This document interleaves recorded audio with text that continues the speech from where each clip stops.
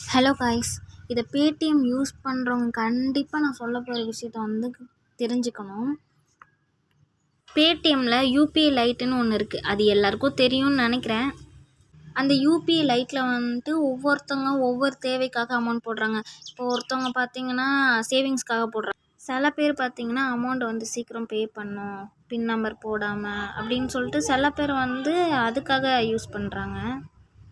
இது மாதிரி ஒவ்வொருத்தவங்க ஒவ்வொரு தேவைக்காக அந்த யூபிஐ லைட்டை யூஸ் பண்ணிகிட்ருக்காங்க. அதில் ஸ்கேம் பண்ணுறாங்கப்பா. என்ன அப்படின்னு பார்த்தீங்கன்னா, ஃபஸ்ட்டு நான் என்னைய வச்சே சொல்கிறேன். ஏன்னா நானும் ஏமாந்துருக்கேன்ல. நான் யூபிஐ லைட்டில் 5000 போட்டு வச்சேன். எப்போ போட்டு வச்சேன் அப்படின்னா மார்ச் 1ஆம் தேதி. ஏன்னா நான் என் யூபிஐயில் ஏற்கனவே 5 ருபீஸ் இருந்துச்சு. அதனால் மீதி எவ்வளோ போட்டேன்னா 4995 ரூபா போட்டேன். அதுக்கப்புறம் நான் அதை யூஸ் பண்ணல. ஏன்னா சரி 5000 தனியாக இருக்கட்டும், நம்ம எடுத்துக்கலாம், ரொம்ப அர்ஜென்ட்டாக எடுத்துக்கலாம், இருக்கட்டும் அப்படின்னு சொல்லிட்டு நான் வச்சுருந்தேன். அதை நான் பார்க்கல. அதுக்கப்புறம் எனக்கு தேவைப்பட்டுச்சின்னு சொல்லிட்டு மே 19 அன்னைக்கு அமௌண்ட் பே பண்ணலாம் சொல்லிட்டு அந்த அமௌண்ட்டை எடுக்க போனப்போ அந்த அமௌண்ட் இல்லை. அமௌண்ட் என்னென்னா அதில் அப்படியே காமிக்குது, டோட்டல் 5000 இருக்குது அப்படின்னு சொல்லிட்டு யூபிஐ லைட்டில் காமிக்குது. ஆனால் பே ஆக மாட்டுது. என்னன்னா நெட்வொர்க் இஷ்யூ. சரி ஓகே, நெட்வொர்க் இஷ்யூவாக தான் இருக்கும் அப்படின்னு சொல்லிட்டு பார்த்தா, சரி ஓகே நெட்வொர்க் இஷ்யூன்னு சொல்லிட்டு ஆனால் அப்பயும் விடாமல் ஒரு 2 மணி நேரத்துக்கு நெட்வொர்க் இஷ்யூவாக இருந்தாலும் சரினா ட்ரை பண்ணிக்கிட்டே இருந்தேன். யார் அப்படின்னா நானும் என் ஃப்ரெண்டும் சொல்லிட்டு ட்ரை பண்ணிகிட்டே இருந்தோம் அமௌண்ட்டு பே பண்ணுறதுக்காக. எனக்கு அப்புறம் பார்த்திங்கன்னா சரியான பயமாக போயிடுச்சு. ஏன்னா அது சின்ன அமௌண்ட் இல்லை. நமக்கு அது 5000ங்கிறது ஒரு பெரிய அமௌண்ட்டு தான். என் ஃப்ரெண்டு சொன்னுச்சு. என்ன சொன்னுச்சின்னு பார்த்தீங்கன்னா, பேடிஎம் யூபிஐ லைட்லாம் ஏமாற்ற மாட்டாங்க, ஒரு ஆப்பு நிறைய பேர் யூஸ் பண்ணுறாங்க அப்படின்னு சொன்னிச்சு. சரி ஓகே, ஒரு பக்கம் பயமாக இருந்தாலும் ஒரு பக்கம் சரி அமௌண்ட் வந்துடும், பேடிஎம் யூபிஐ லைட்டில் தானே போட்டிருக்கோம், அமௌண்ட் வந்துடும் அப்படின்னு நினச்சேன். ஆனால் அதுக்கப்புறம் என்ன ஆச்சுன்னா, பேடிஎம் யூபிஐ லைட் பேலன்ஸ் 0ன்னு காட்டுனுச்சு. ஃபஸ்ட்டு 5000 காட்டி நெட்வொர்க் இஷ்யூன்னு வந்துச்சு. அதுக்கப்புறம் 0ன்னு காட்டணும். சரியான டென்ஷன் ஆயிடுச்சு. சரி ஓகே, பேடிஎம்மோட கஸ்டமர் கேர் நம்பருக்கு கூப்பிட்டோம்.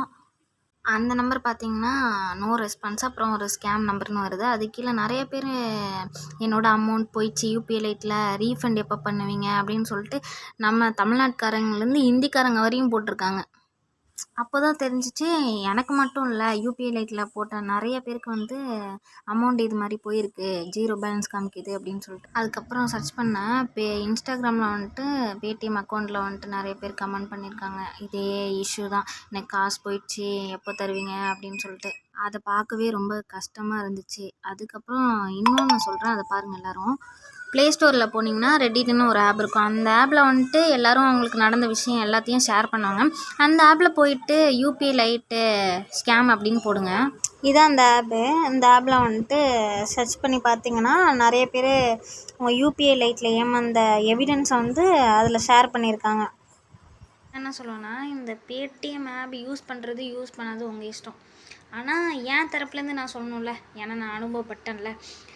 இந்த பேடிஎம் ஆப்பை யூஸ் பண்ணாதீங்க. ஏன்னா நான் சொன்னதெல்லாம் வச்சு நீங்களும் அந்த ஆப்பு, அதுக்கப்புறம் இன்ஸ்டாகிராமு, அதுக்கப்புறம் அந்த நம்பரு அதெல்லாம் போயிட்டு சர்ச் பண்ணி பாருங்கள். தெரியாதவங்களாம் போயிட்டு பாருங்கள். அவங்க நிறைய பேரை ஏமாற்றிருக்காங்க. அதுக்கப்புறம் நான் சொன்னேன்ல என்னோட 5000 ரூபா போயிடுச்சு அப்படின்னு சொல்லிட்டு, அதை நான் காமிக்கிறேன் உங்களுக்கு. லைவாக தான் காட்டுறேன், அப்படியே ஸ்க்ரீன் ரெக்கார்டில் தான் காட்டிகிட்ருக்கேன்.